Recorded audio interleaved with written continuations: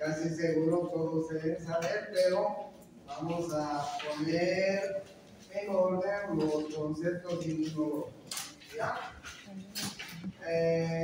Algunos conceptos que hay que tomarnos en cuenta. Colonización es la persistencia de una bacteria en un sitio sin aparición de síntomas. ¿Okay? Generalmente las vías urinarias, generalmente el tubo digestivo, en fin. Infección es cuando una bacteria capaz de producir una enfermedad se establece en una parte determinada del cuerpo. ¿Ya?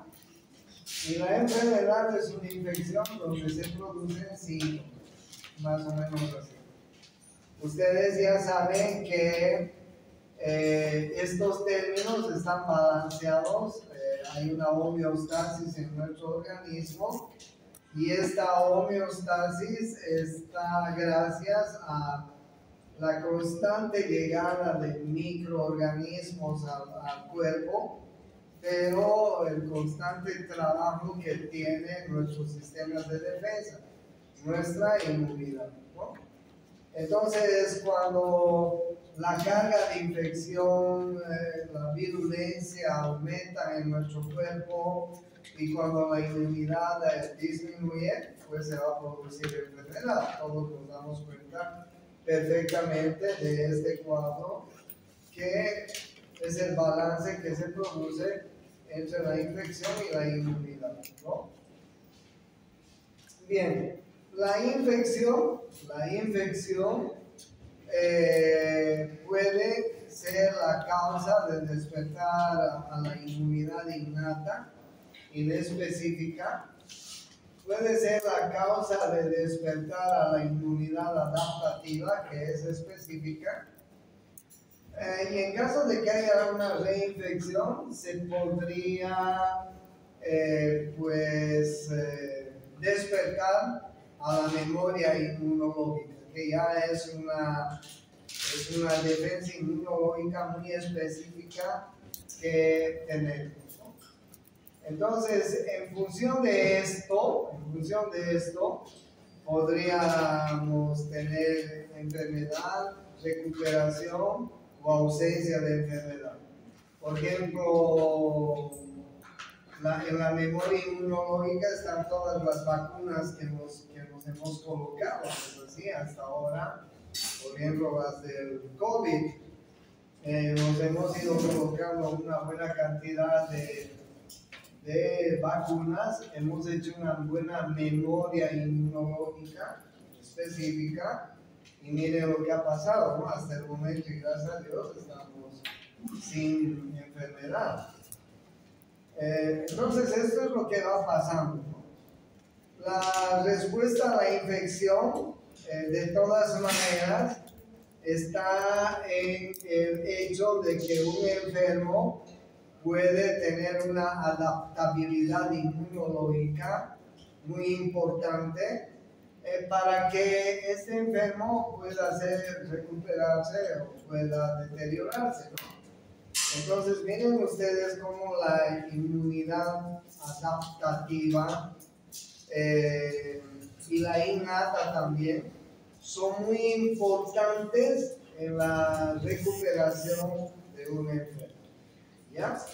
Ustedes saben que tenemos dos tipos de inmunidad: una inmunidad innata, una inmunidad adaptativa.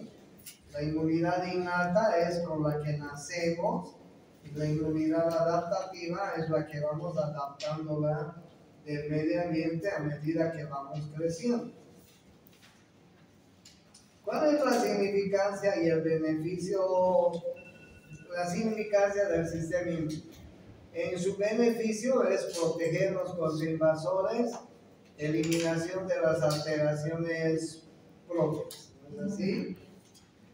La parte nociva del sistema inmune es que puede producir molestias, porque el sistema inmune es el responsable de los procesos inflamatorios e inclusive podría llegar en algún momento a producir daño a sí mismo, ¿no es así? Es sistema inmune. Entonces ustedes saben que el sistema inmune es importante porque es el que despierta todos los mediadores proinflamatorios que hemos aprendido y en algún momento podría también ser hasta dañino. ¿En qué momento? En el lupus. En las enfermedades autoinmunes. En todas las enfermedades autoinmunes. En la que las células propias de defensa desconocen a nuestras propias células. Y entonces se produce ahí una lucha, como es típico del lupus, de la artritis reumatoidea, de tantas enfermedades autoinmunes que tenemos. ¿Ya? ¿Qué es un antígeno? El antígeno, ustedes saben que es un cuerpo extraño a nuestro organismo y tiene propiedades el antígeno. Produce inmunogenicidad, es decir, despierta el sistema inmune. Puede ser específico, produce especificidad y además da selectividad. ¿Ya? Ese es el antígeno.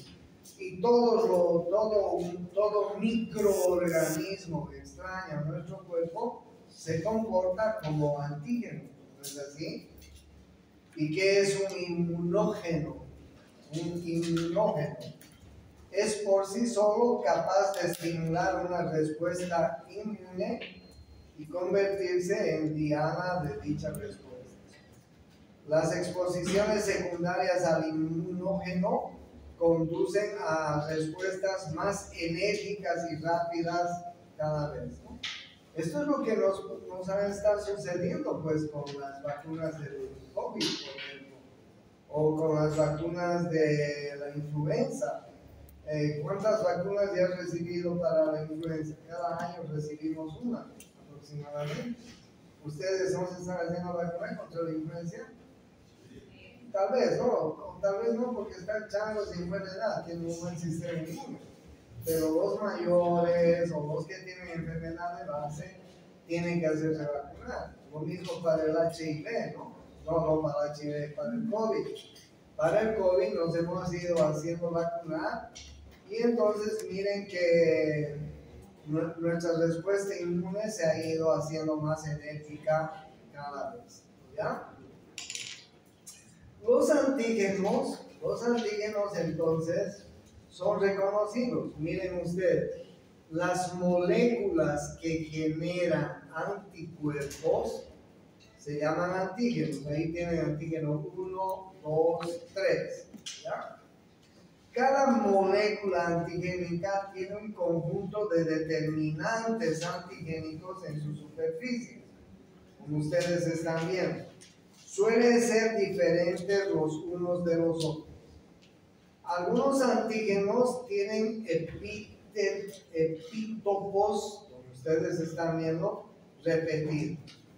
Los epítopos son formas moleculares reconocidas por los anticuerpos y las células receptoras del sistema inmunitario adaptativo específico. Entonces ustedes vean cómo cada anticuerpo receptor reconoce un epítopo y no el antígeno completo.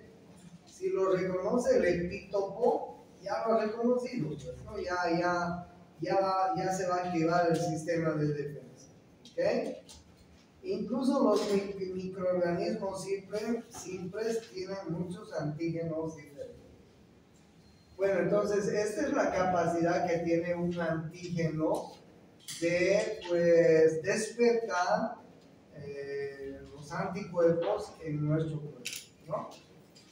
Dentro de la inmunidad hay que tomar en cuenta que es el conjunto de mecanismos de defensa que le permite a un organismo protegerse, evitar el desarrollo de células tumorales, eliminar moléculas nocivas originadas en su interior, protegerse de los microagresores que se encuentran en el medio exterior, evitar el desarrollo de células tumorales, eliminar moléculas nocivas originadas en su interior como resultado del proceso de envejecimiento, las infecciones, traumas o el proceso de crecimiento.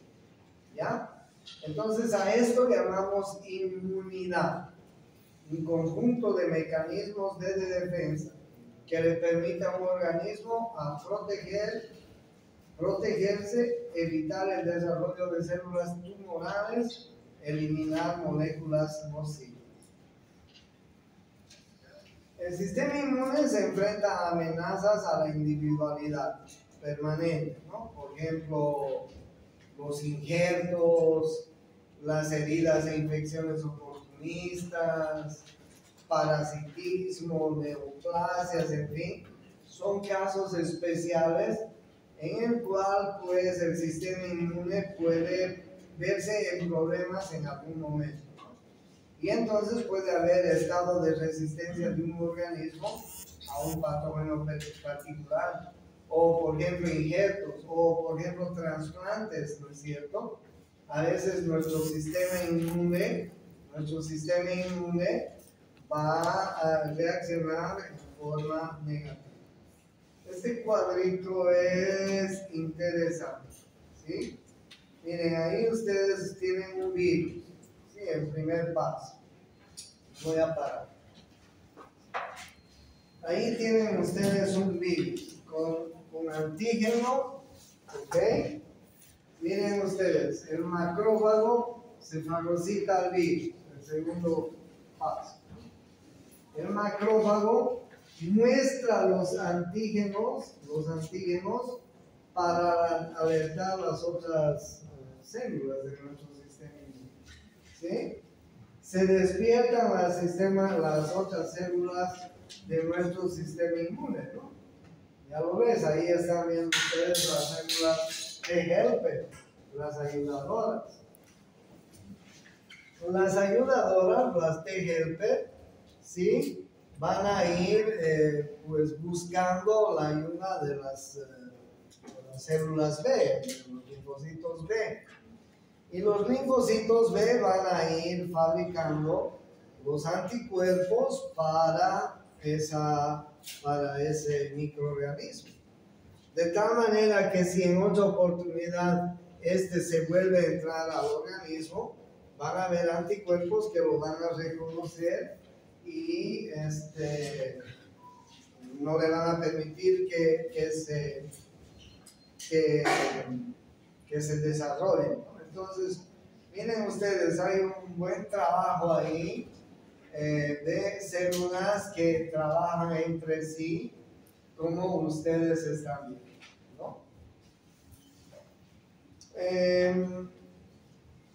Ustedes saben que en un proceso inflamatorio, cuando un antígeno entra a nuestro cuerpo, inmediatamente se va a producir la liberación del sistema inmune, como ustedes están viendo y como les he mostrado en la anterior figura, de tal manera que el sistema inmune va a despertar todas las defensas que sean necesarias para eliminar a este virus, a este hongo, a este parásito, a lo que sea, ¿no es así? Entonces, tenemos un buen sistema de defensa que nos ayuda en el organismo a los miles y miles y miles de microorganismos que deben haber en el medio ambiente.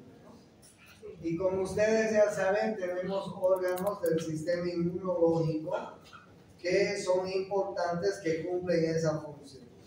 Ahí ustedes están viendo todos los órganos del sistema inmunológico, entre ellos la médula ósea, el timo, que son muy importantes. El timo es el lugar donde se va a guardar las defensas con las que nacemos, ¿no? Nosotros cuando nacemos con unas defensas que nos ha pasado la mamá por el cordón umbilical y la placenta. Y cuando nacemos, entonces todas esas defensas que nos pasa la mamá necesitan guardarse en algún lado. ¿Y dónde es ese lado? El timo. El timo es el frigobar de nuestro cuerpo. Hasta los 7, 8 años el timo está activo. A partir de los 7, 8 años regresiona el timo, se hace una masa de tejido adiposo, porque hasta los 7, 8 años nosotros vamos adquiriendo defensas del medio ambiente, ¿no es cierto? Pero la primera infancia nacemos con defensas que nuestras mamás nos están pasando. Y el timo es importante porque almacena esas defensas, ¿no? Pero luego tenemos, ahí ustedes ven los vasos linfáticos, los ganglios linfáticos, como un tercer sistema de defensa, ¿no? No se olviden que los ganglios linfáticos tienen la función de madurar formas jóvenes de glóbulos blancos. Madurar formas jóvenes de glóbulos blancos. Cuando llega un paciente a tu consultorio, cuando les llegue un paciente a tu consultorio, antes de nada, antes de revisar el lugar donde se está quejando, tienes que buscar ganglios linfáticos, ¿no? Si viene un paciente que tiene una faringoamigdalitis y te dice, doctor, está con fiebre, con dolor de garganta, me duele a tragar la saliva, etc., ¿qué haces? Buscas ganglios. Si tienes un paciente con una otitis media y te dice, me está supurando, me duele el oído y buscas ganglios.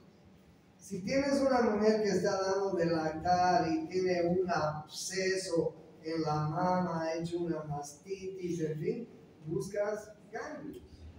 Si tienes una mujer que te dice, tengo una secreción vaginal intensa, fétida, de mal olor, etc., antes de revisar, buscas ganglios luminales, ¿sí? Si tienes un varón que te dice, oye, doctor, te cuento que el viernes me fui de traguitos con mis amigos y después nos fuimos de putas y ahora estoy con problemas con mi compañero y me está secretando pus, buscas ganglios, ¿no? La presencia de ganglios son muy importantes. Tienes un paciente con uñero infectado, búscale ganglios en la fosa poplítea, en la región inguinal. O sea, miren los ganglios cuán listos son para nosotros los médicos, ¿no? Porque si vemos algún problema en alguna parte del cuerpo y a continuación encontramos ganglios y los palpamos, porque el ganglio normalmente es del tamaño de un grano de arroz, normalmente. Pero cuando se aumentan de tamaño, los podemos palpar como si fueran un garbanzo, como si fueran un feijón. Entonces palpamos los ganglios. Cuando los ganglios aumentan de tamaño, nos están llamando la atención y nos están diciendo, oye, este ganglio está madurando formas jóvenes de glóbulos blancos porque debe haber alguna infección próxima. Entonces los ganglios linfáticos son muy importantes. El vaso es muy importante. Ustedes saben que maduran también formas de linfocitos especiales en el vaso. Las placas de Peyer que tenemos en el intestino son también importantes porque son un medio de defensa. Las placas de Peyer son, si valen el término, nódulos linfáticos que también tienen la función de madurar glóbulos blancos. El apéndice es un órgano linfoide donde maduran formas jóvenes de glóbulos blancos si hay una infección, ¿entienden? Alrededor. Y así ustedes pueden ver que tenemos muchos órganos, las amígdalas, en fin, como ustedes están viendo, muchos órganos que tienen la función de madurar las formas jóvenes de glóbulos blancos, muy importantes para nosotros los médicos, porque nos damos cuenta si hay ganglios aumentados que algo está pasando en ese paciente, no se olviden de eso. Y si a eso agregamos el malestar general, la fiebre, etcétera, y la sintomatología local, podemos estar seguros de que algo está pasando allá en ese organismo, ¿ya? Entonces los órganos del sistema inmunológico son muchos, empezando por la médula ósea, que es una de las más importantes, ¿no? Entonces, ¿cuáles son los elementos básicos del sistema inmune? Los no específicos, ¿no? Macrófagos, neutrófilos, basófilos, eosinófilos, los natural killers, complemento y las citocinas. Y los específicos son los linfocitos T y B, y los linfocitos B son específicos porque fabrican anticuerpos. Estos sí que son elementos específicos del sistema inmune. En cambio, estos son inespecíficos, ¿no? Estos se despiertan en cualquier momento de alguna infección. Sin embargo, ustedes saben que nos orientan, ¿no? Cuando nosotros, por ejemplo, pedimos un hemograma y en el hemograma nos dicen, te cuento, doctor, que tus glóbulos blancos están elevados. ¿Cuánto es lo normal? Y te dice el hemograma, pues están en 15,000. Y te cuento que de estos 15,000, los neutrófilos están por encima de lo normal. Están en 70, en 75%. Te das cuenta que es una infección aguda, ¿no? Y si los macrófagos están elevados, te das cuenta que puede ser una infección aguda. Y si están elevados los eosinófilos o los mastocitos, te das cuenta y puedes relacionar que esta es una enfermedad o alérgica o parasitaria, ¿no? Si los eosinófilos, ¿cuánto por ciento es eosinófilos normales? De 1 a 3% es lo normal. Si ves un paciente que tiene un 5, 6, 7, 8% de eosinófilos, tienes que pensar dos cosas. O este tiene un proceso alérgico, o está con bichos. Listo, nada más. ¿No es así? Entonces, miren cómo nos van orientando los diferentes glóbulos blancos que nos dan en un hemograma. El hemograma es importante cuando pedimos un hemograma en un paciente infectado. Por supuesto que sí, es muy importante, ¿no? Porque miren ustedes, cada uno de ellos tiene su respuesta en determinadas patologías, como ustedes pueden ver, ¿no? Cada uno. Y eso nos tiene que orientar a los médicos a que si es infección, será bacteriana, será viral, será parasitaria, será fúngica, en fin, eso nos tiene que orientar mucho. ¿Ya? Eso es importante. Y los interferones son muy importantes porque les cuento que cuando ataca un virus y se produce la reacción antígeno-anticuerpo y se produce este medio de defensa, pues los interferones son elementos importantes en la inmunidad. Cuando las células huésped se infectan por virus, pueden producir interferón. Distintos tipos celulares producen interferón alfa, interferón beta o interferón gamma. Se produce en algunos tipos de linfocitos T helper después de su activación por el antígeno. Los interferones actúan sobre otras células huésped para inducir un estado de resistencia frente a la infección vírica. El interferón gamma ejerce además otros muchos efectos. ¿Qué les parecen los interferones? Son importantes. Entonces, bien, ustedes ya saben cuál es el origen, ¿no? Esta es la célula primordial que tenemos en la médula ósea, ¿no? En la médula ósea tenemos una célula pluripotencial que se llama la célula madre, stem cell se llama. Y la célula madre, si vale el término, va a parir dos tipos de hijas. Una es la mieloide y otra es la linfoide. Miren ustedes, la hija mieloide se encarga de producir todos los granulocitos, como ustedes están viendo. Eosinófilos, neutrófilos, basófilos, mastocitos, macrófagos, en fin. Y además los megacariocitos que luego se van a convertir en plaquetas. Ustedes ya saben este significado. ¿No es así? Y la otra línea, que es la linfoide, pues va a producir los linfocitos T, los linfocitos T citotóxicos, los linfocitos T helper, los linfocitos B, que a la vez van a ser los encargados de fabricar anticuerpos. Entonces, este es el resumen de lo que nosotros tenemos en nuestro sistema inmune. Importante, ¿no? Entonces, en el sistema inmune ustedes pueden ver que tenemos una célula pluripotencial que se llama stem cell, célula madre. Y ya saben ustedes que esta va a parir. A ver, termino, dos tipos de la mieloide y la linfoide. Y ahí ustedes tienen las células del grupo mieloide y las células del tipo linfoide. ¿No es así? Eso lo conocen. Entonces, bien, dentro de los mecanismos de defensa pueden ser los mecanismos específicos que van a producir una respuesta inmune específica, que puede ser humoral o celular.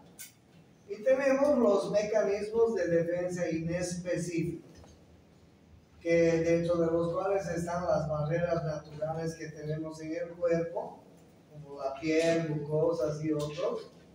Y la respuesta inmune inespecífica, como procesos de inflamación, fagocitosis, citolisis, en fin. ¿Ya?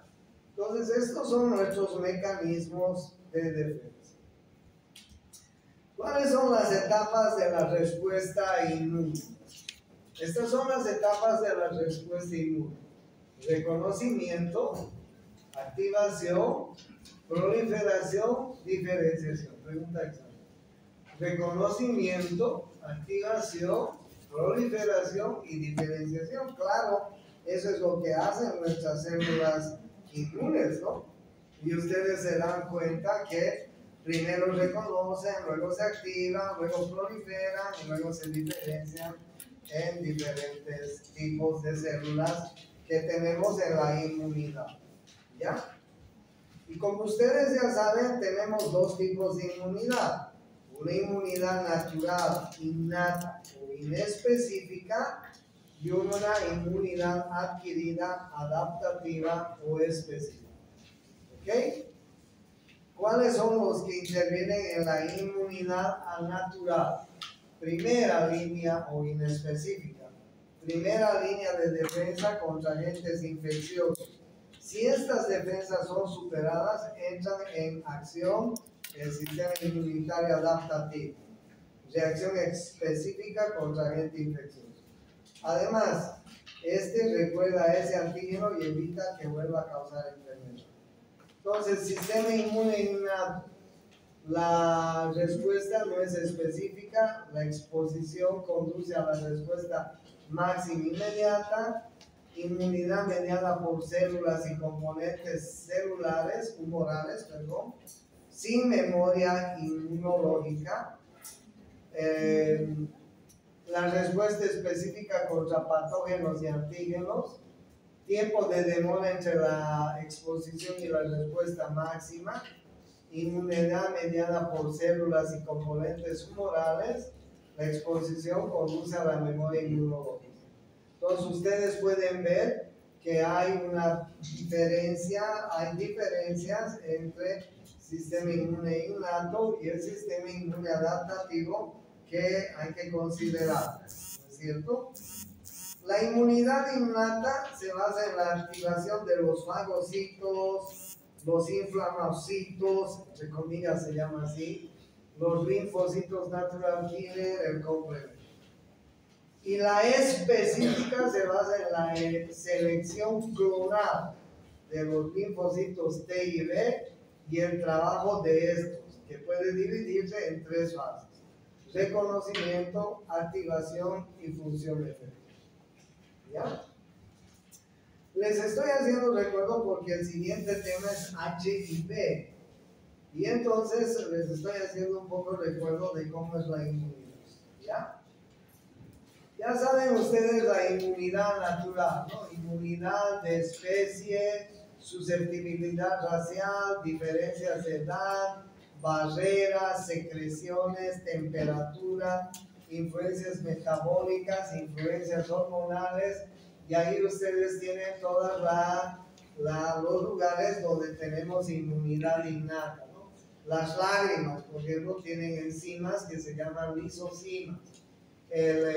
La mucosa respiratoria, de la misma manera, la mucosa digestiva, el pH gástrico, la piel, todas las secreciones que tenemos en la piel gracias a las glándulas sebáceas, pilosebáceas, sudoríparas, etc. La vagina tiene su secreción y su flora bacteriana adecuada, lactobacilos, en fin. En el intestino tenemos una flora bacteriana intensa también, que son todos los que van a formar la inmunidad natural o innata, ¿no es así? Como la que nacemos. Los componentes de la inmunidad innata, ahí están viendo, barreras físicas y químicas, epitelios, sustancias antimicrobianas, células fagocíticas, neutrófilos, macrófagos y natural killer, proteínas sanguíneas, sistemas del complemento y otros mediadores proinflamatorios que hemos ido viendo, citoquinas o citocinas que regulan y coordinan actividades celulares. Todos estos conforman la inmunidad innata en nuestro organismo, ¿no?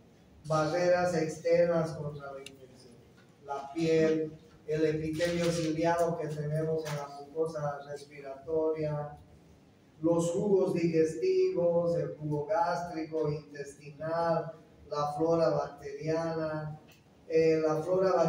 que tenemos en la vagina, por ejemplo, lactobacilos, en fin, todos estos son parte de nuestra inmunidad innata, natural, con la que nacemos, ¿no? Esta inmunidad innata tiene también a cargo pues reaccionar cuando un microorganismo entra al cuerpo, porque parte de la inmunidad innata va a ser pues la migración que hacen nuestras células de defensa, y además pues promover a los diferentes mecanismos que nuestras células de defensa pues han aprendido, ¿no? Entre ellos la fagocitosis. Entonces, la inflamación y los elementos proinflamatorios que hemos ido viendo forman parte de la inmunidad innata, porque estos elementos proinflamatorios tienen la función de atraer todas nuestras células de defensa al lugar donde se está produciendo la colonización de gérmenes, y gracias a estos elementos proinflamatorios van a ir nuestras células de defensa hacia ese lugar a defendernos y comenzar la defensa de nuestro organismo.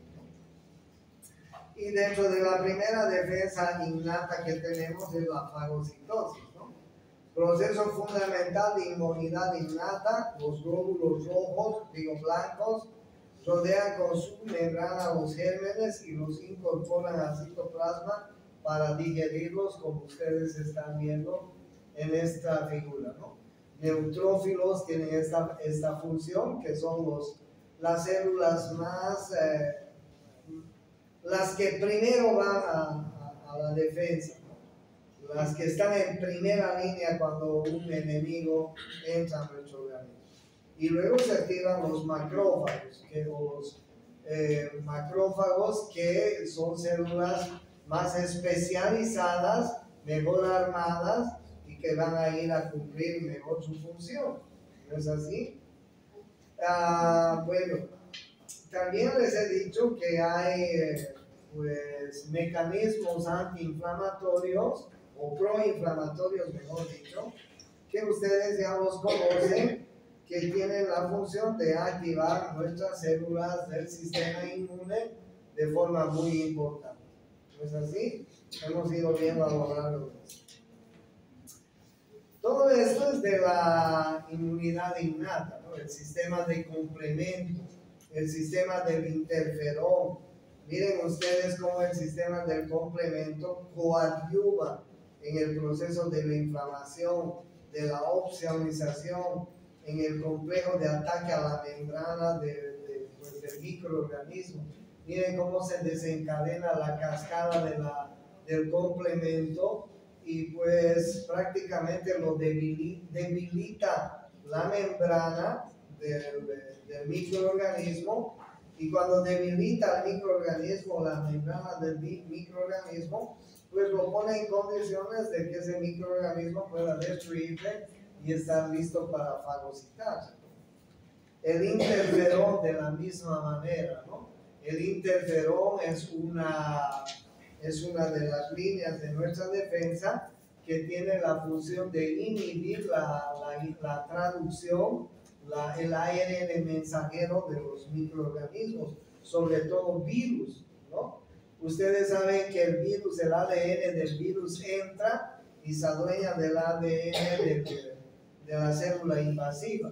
Entonces el interferón tiene la función de inhibir la traducción de los elementos virales e impedir la degradación de su ARN mensajero.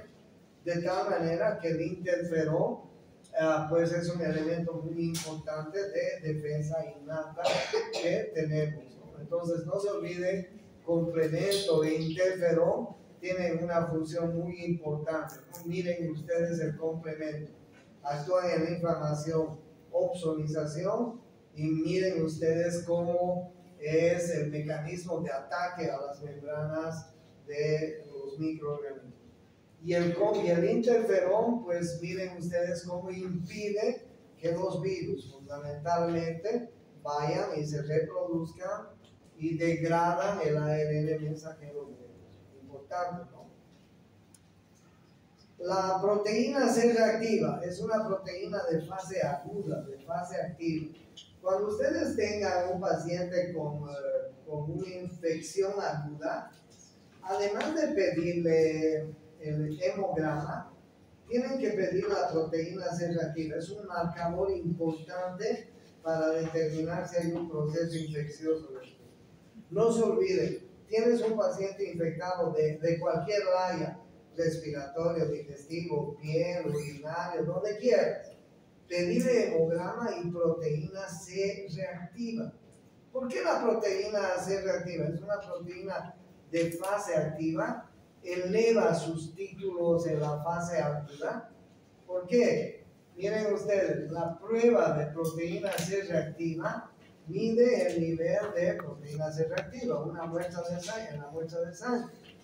La proteína C reactiva es una proteína producida por el hígado. Normalmente usted tiene niveles bajos de proteína C reactiva en su sangre.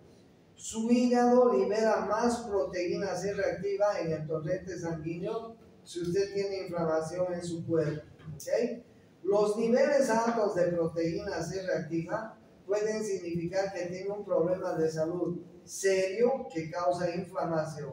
La inflamación es la manera que el cuerpo protege los tejidos y ayuda a sanar las heridas, infección u otras afecciones.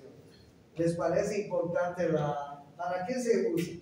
Se usa la prueba de proteína C reactiva, se puede utilizar para ayudar a encontrar o vigilar la inflamación en afecciones agudas y o también crónicas, incluyendo infecciones bacterianas o virus, inflamación inflamatoria intestinal, trastorno de los intestinos que incluye Crohn, colitis ulcerativa, trastornos autoinmunes como lupus, artritis, vasculitis, enfermedades pulmonares como el asma.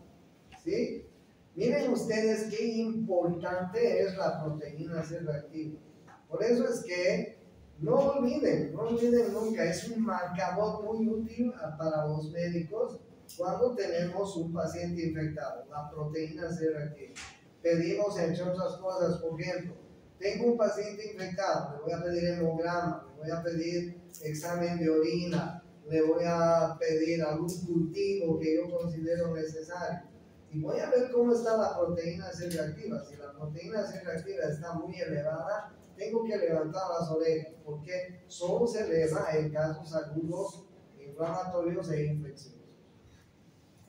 ¿Ya? El complemento constituido por un grupo de proteínas séricas que son activados en cadena por los complejos antígeno-anticuerpo o por productos bacterianos. Es responsable de numerosos mecanismos de defensa como lisis, opsonización, quimiotaxis, leucocitosis, inflamación. Lo que pasa es que en el laboratorio no podemos pedir complemento. Es otra proteína, el complemento, muy buena, es un marcador bueno, pero pedir complemento es complicado. Pero sí puedes pedir un hemograma y proteína C reactiva. Si está elevado, el complemento también está elevado. Te están marcando de que hay una infección aguda o puede ser crónica, pero infección e inflamación al final. Miren ustedes cómo las proteínas nos ayudan a darnos cuenta de cómo está marchando nuestro paciente al llegar o en el transcurso del tratamiento. Ya tienes 2, 3 días del tratamiento y tu paciente sigue con la proteína C reactiva, mira, pues algo está pasando, date cuenta por favor. ¿Ok? Miren qué importante es la proteína del complemento, ¿no? Y ahí ustedes tienen las funciones del complemento, muy importantes. Lisis, quimiotaxis, opsonización. El sistema del complemento posee una capacidad intrínseca para analizar las membranas celulares de muchas especies de bacterias. Los productos del complemento liberados en esta reacción atraen los fagocitos hacia el lugar de aquellas. Los componentes del complemento revisten la superficie bacteriana, opsonización, lo cual permite que los fagocitos reconozcan a las bacterias y las engloben, las fagocitos. Todas estas funciones pertenecen al sistema inmunitario innato. ¿Ya? Ok, ya saben entonces el complemento. Bueno, y también están ahí los linfocitos, ¿no? Los linfocitos, que son otro sistema de defensa mucho más específico, los linfocitos T, los linfocitos B, que nos van a ayudar también en el sistema de defensa, ¿no? Entonces, la inmunidad adquirida o específica puede ser humoral o celular, puede ser pasiva, puede ser activa. La inmunidad adquirida o específica pasiva se refiere a la que hemos adquirido de nuestra mamá, los sueros inmunes, etc. La inmunidad activa son la misma infección y las vacunas. No se olviden.